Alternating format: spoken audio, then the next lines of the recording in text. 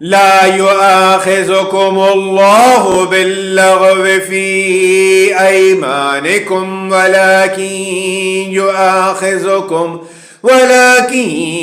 يؤاخذكم بما عقدتم الأيمان، فكفارته إطعام 10 مساكين من أوسط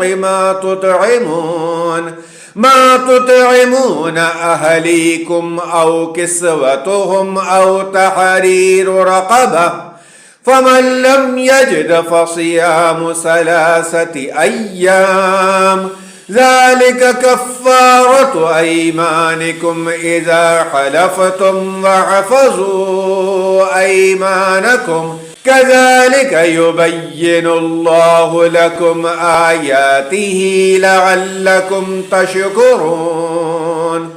يا أيها الذين آمنوا إنما الخمر والميسر والأنصاب والأزلام رجس من عمل الشيطان فاجتنبوه لعلكم تفلحون.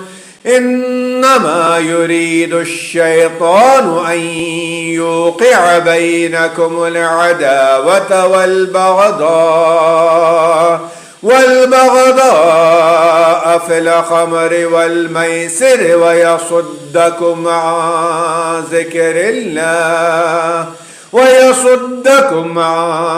ذكر الله وعن الصلاة، فهل أنتم منتهون؟ وأطيعوا الله وأطيعوا الرسول واحذروا، فتوليتم فاعلموا أنما على رسولنا البلاغ المبين.